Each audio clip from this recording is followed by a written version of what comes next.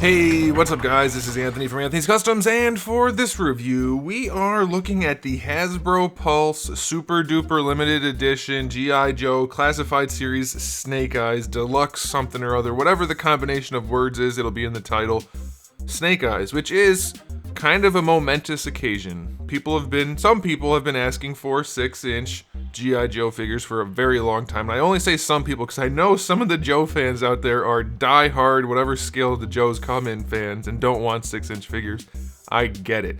It's probably not going to hurt those people that these are made, so I think this is a good thing for people who do want 6-inch or whatever scale this is, slightly bigger than a 1/12 scale figure. So this is a good thing for many people. I myself am not a Joe person. I don't have anything against it. I just never really fell into it. I think it came out a little bit too soon for my young self to really get interested in, but because I wasn't born yet.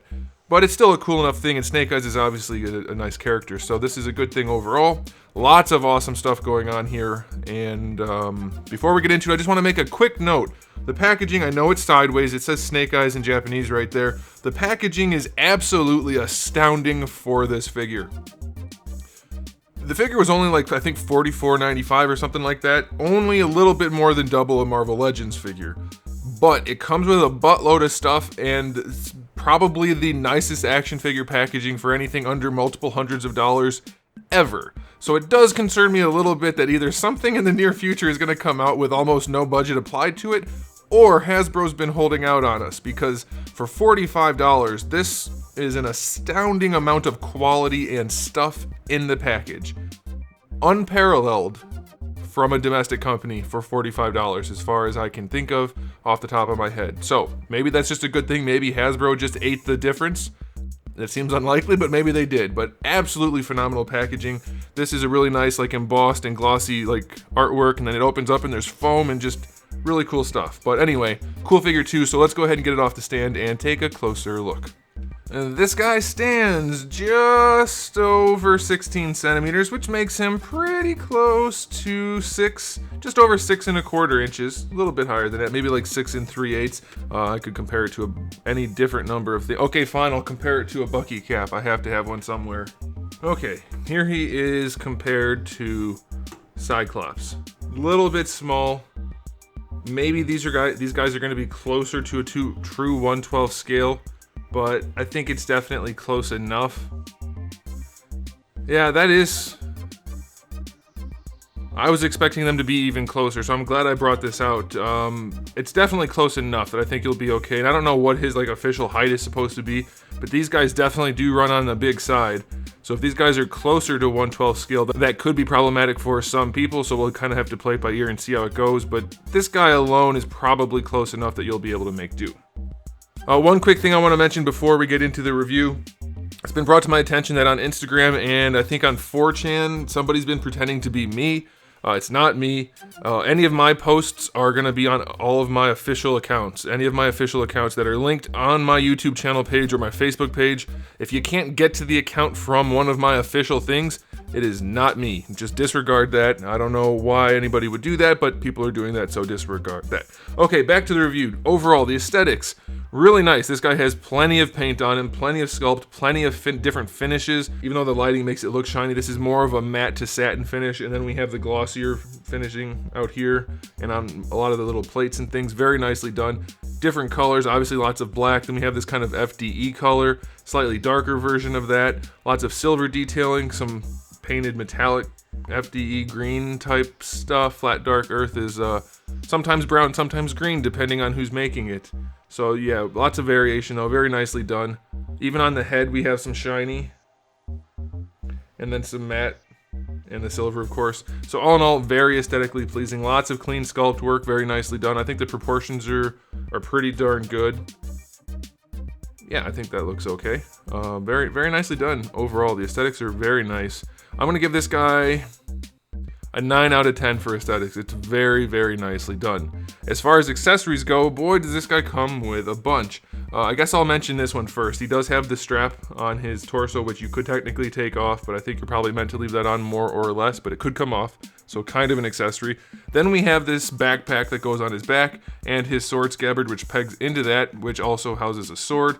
Unfortunately, the sword is backwards in there, so when you put it on his back, he would never be able to draw it. That kind of thing is really irritating for people that pay attention to what things look like, so that's definitely a bummer, but it is included. We have two pistol holder or gun holding hands that come on him in the package. We have one hand which is permanently holding a throwing star. That looks very nice, very nicely done. And then we also do get a karate chop hand, so that's pretty good. No fist hands though, that's a bummer. We did get a lot of stuff here, but no fist hands, kind of a bummer. Also kind of a bummer that for all of the weapons he's holding, he'll be using pistol hands. Again, another bummer. Maybe the packaging didn't have to be so nice and we could have got a little bit more useful stuff in the package. Just floating that idea out there. We do have a little knife that would go into his sheath on his thigh.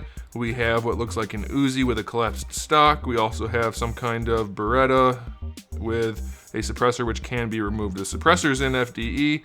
The pistol is in black. We also have this big weapons display which looks awesome on the back. Looks a little bit like a caramel chocolate type thing, but it is still nicely done. And on the other side we can hold all of the other weapons, which include some little scythes or sickles, whichever one is the little one. We have a kind of a standard size katana type sword, a couple of sais, a bigger sword, maybe like an odachi type thing, and then a couple of axes, and then a big polearm, I don't know what you would call that, double pointed spear. Lots of stuff. So this guy gets a 10 out of 10 for accessories. No, I take it back. A 9 out of 10 for accessories because of the pistol hands only for gripping and no fist hands. Definitely a drawback. Gotta be fair. Plus the sword goes in backwards. But still, really, really good accessories. Definitely more than we normally get. Sheer volume alone is awesome, but because we're lacking those few things, I cannot give it a 10 out of 10. All right, on to the articulation, which is... I think they've been listening to my videos, honestly, and that sounds like I'm being a jerk, but I'm not. They've done things on here which they have not done previously, and I've been saying they should do for a long time, so maybe they finally heard one. I don't know, maybe.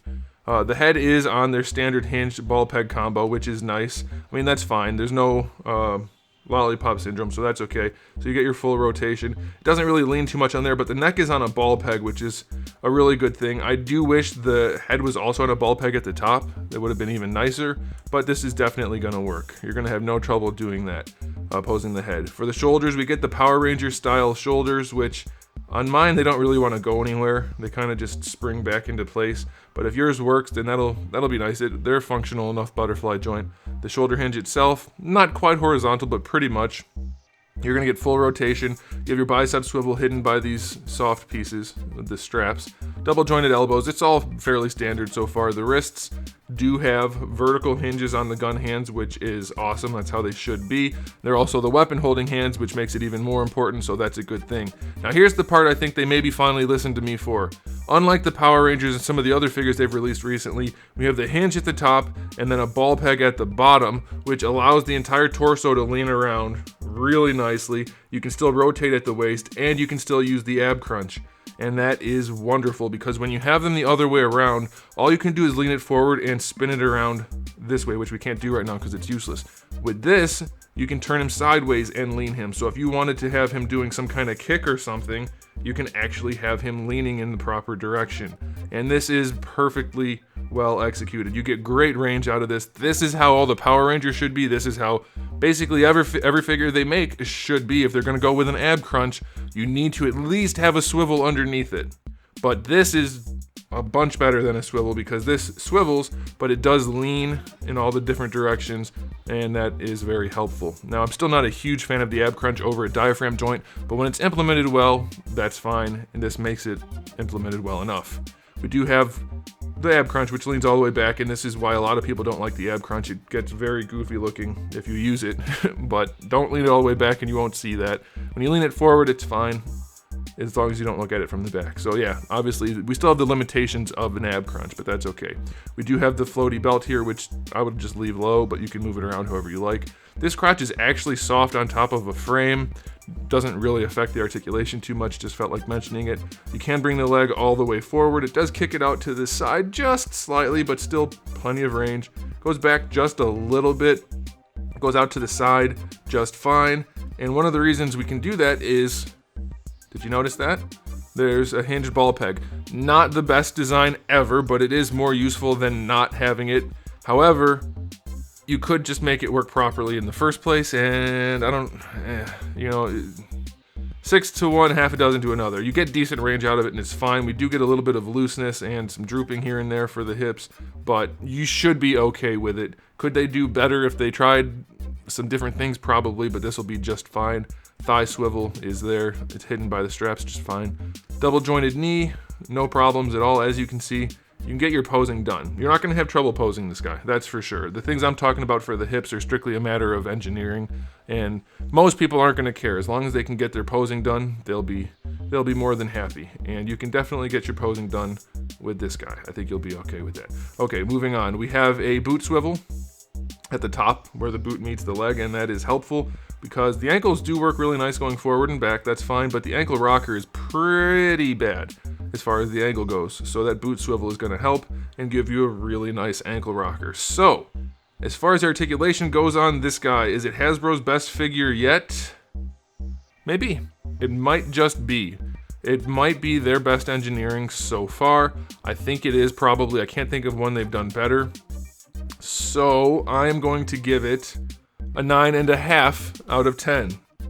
This is pretty dang excellent. Primarily, I like the ball peg in the neck, not earth-shattering, but the way they finally flipped around their joints to make him work properly in the abdomen section, that is really nice. Most of the rest is fairly standard. The drop-down hips, they're helpful if you design it to need them. That happens to be how they did it, so it's okay.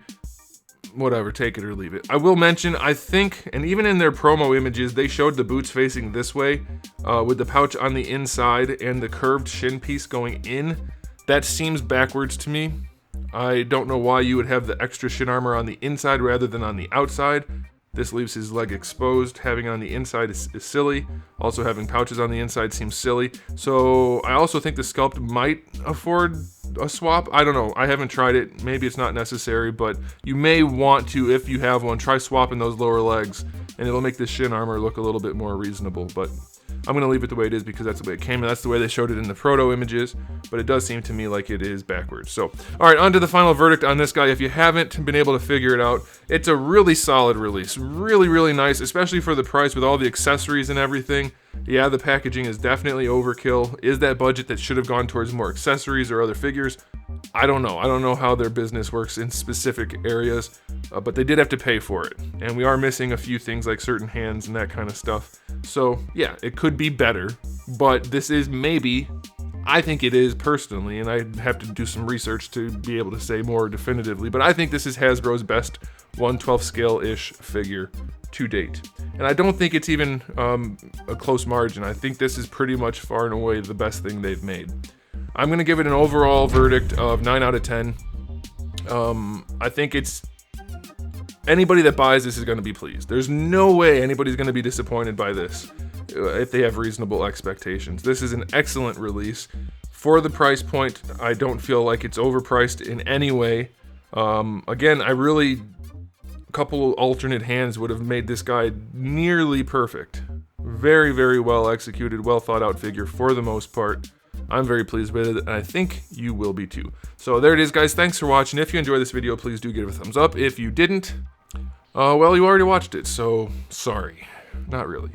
If you haven't subscribed, you probably should. I have new videos out just about every single day, and thousands already on the channel. So make sure you come back for all of that, and in the meantime, keep collecting.